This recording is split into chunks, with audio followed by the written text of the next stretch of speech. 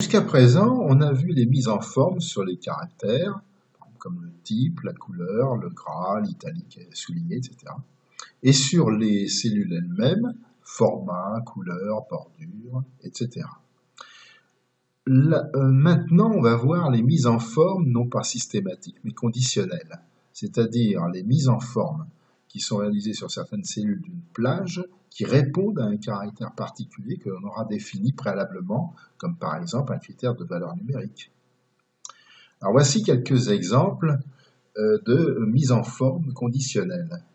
Donc là, par exemple, on a une série de notes attribuées à des élèves, et ce qu'on veut, c'est donc transformer les notes, donc les mettre en forme rouge et gras, quand elles sont inférieures à 5.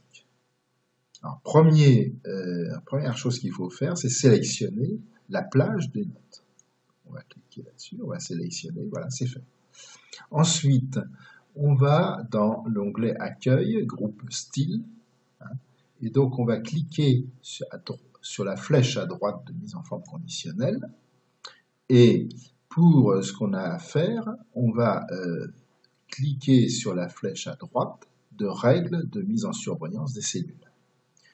Ici, comme c'est une valeur inférieure à, donc on va cliquer bien sûr sur cette option. Au lieu de 9 qui est proposé par Excel, on va mettre 5, bien sûr. Et puis là, on va cliquer sur la flèche pour faire cette fameuse mise en forme. Donc on a le choix déjà de proposer des choix d'options possibles proposés par Excel, et puis on a un format personnalisé. Donc c'est là-dessus qu'on va cliquer pour avoir toutes les possibilités offertes dans le choix des mises en forme. Alors ça concerne aussi bien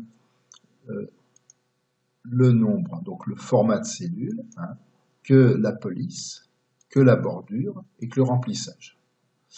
Pour nous, là, pour cet exemple, ça concerne la police.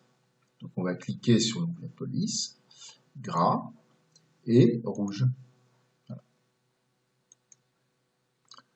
Voilà, et donc c'est proposé, on a un aperçu, on peut maintenant faire OK et OK. Et quand on clique sur une cellule extérieure, on voit le résultat obtenu. On peut vérifier que cette mise en forme fonctionne bien en changeant certaines notes.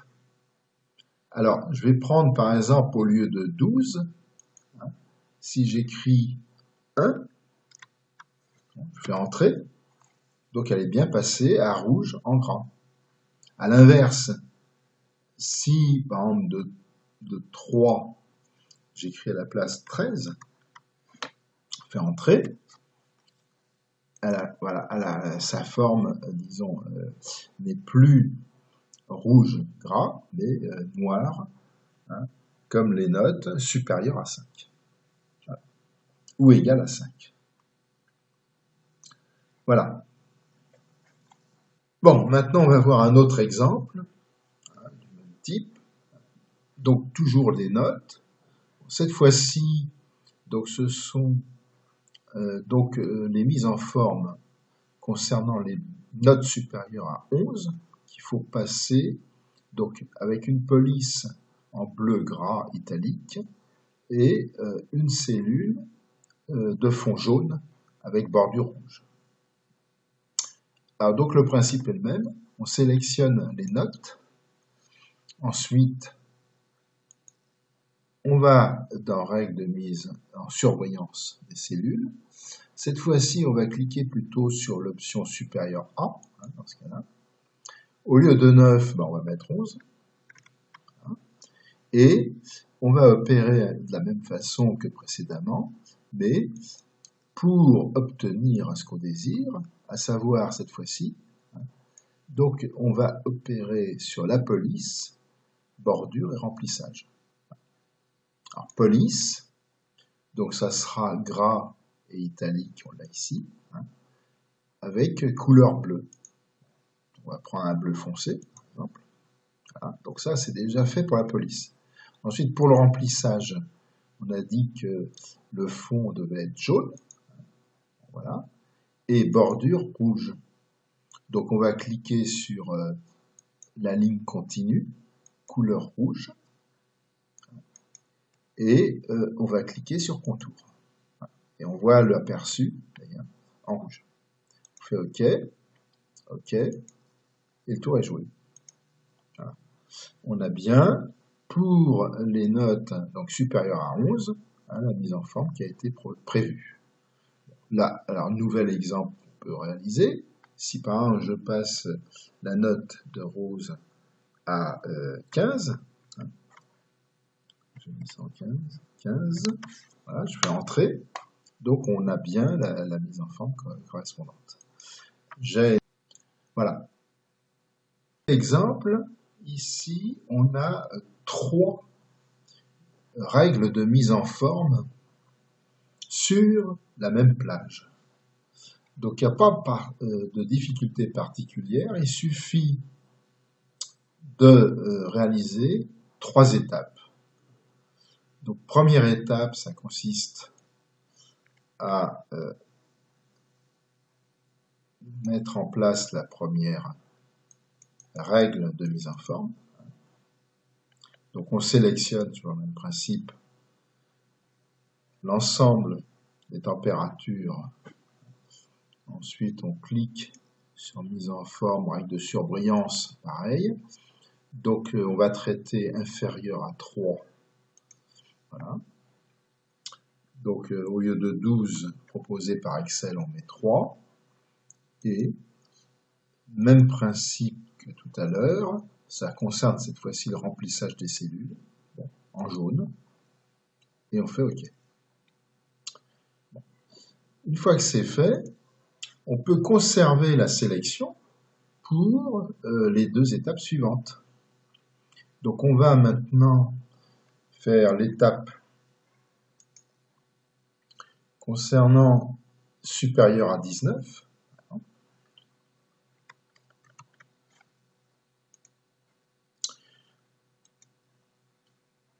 Donc là, remplissage rouge. OK. Voilà. Et le dernier, c'est le fond vert pour, donc ça sera notre 3e étape. Donc on garde bien sûr la sélection. Alors, je me suis trompé, voilà, c'est ici.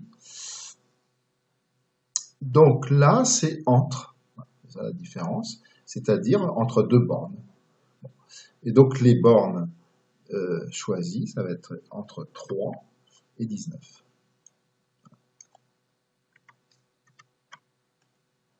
Avec ici un remplissage de cellules, donc en vert. On va prendre un vert clair, par exemple. Voilà, et je clique maintenant sur une cellule extérieure, et j'ai en effet mes valeurs. Alors ici, on veut installer donc un fond vert sur les cellules des dates de la semaine en cours. Alors les dates étant composées là, cette fois-ci de 2 colonnes, la date elle-même et le jour correspondant. Alors déjà, premier point, on va remplir, disons, la colonne des jours. Donc là, en fait, on peut très bien faire une copie des dates sur la colonne jour et transformer le format ensuite des cellules de jour en 4J. Comme ça, on aura le nom du jour en entier correspondant à la date. Sachant que Excel, lui, considérera que les 2 cellules d'une même ligne portent toutes les 2 exactement la même chose, c'est-à-dire une date.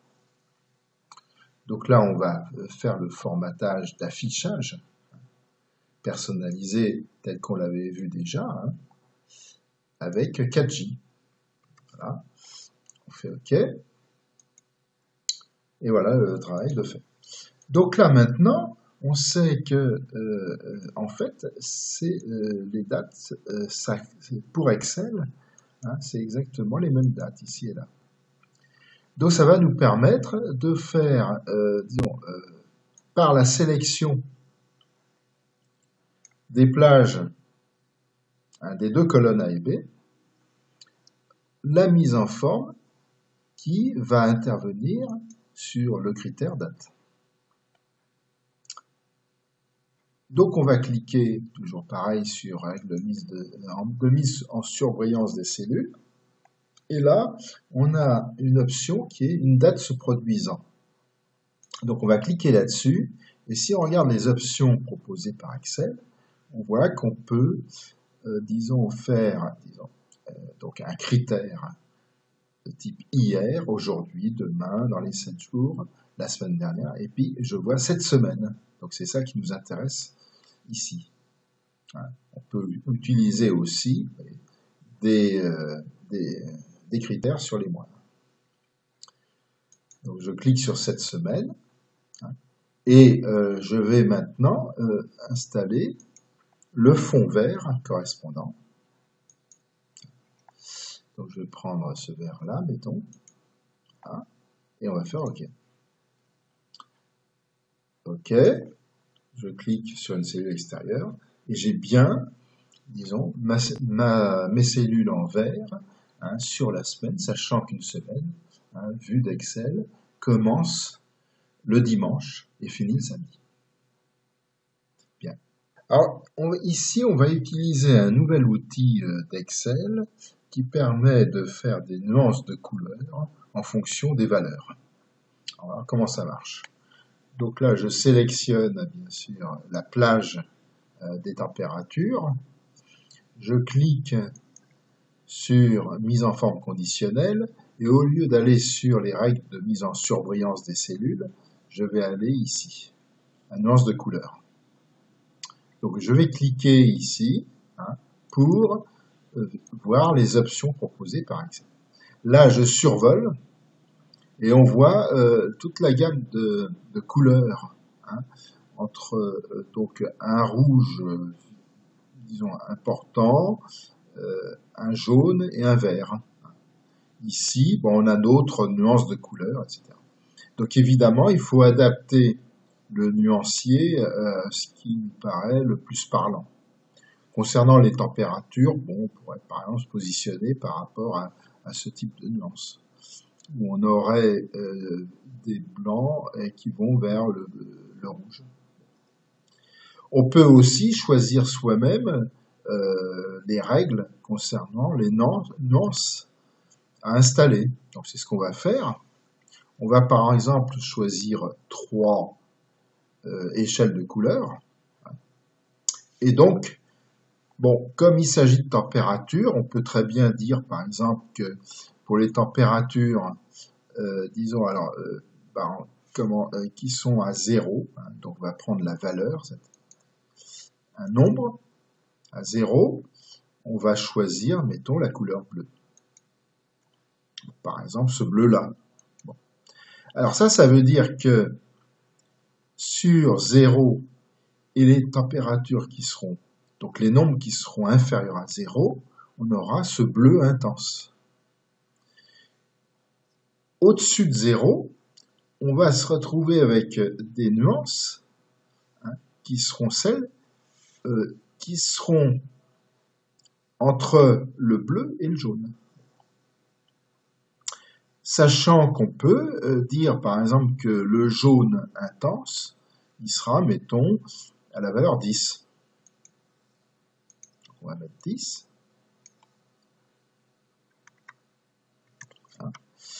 Et puis, pour les valeurs supérieures, on peut dire qu'on peut mettre un rouge intense, mettons, à partir de 26.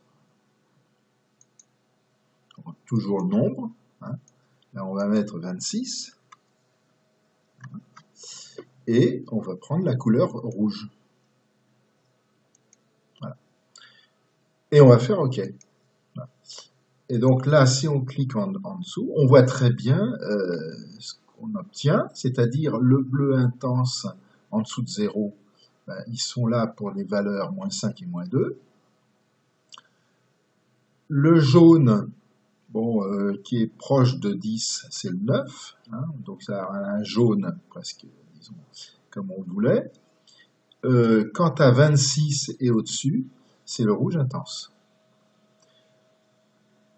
Dans les valeurs intermédiaires, bah, on a justement les nuances qui sont en effet des couleurs intermédiaires, donc de passage entre le bleu et le jaune, et puis après entre le jaune et le rouge.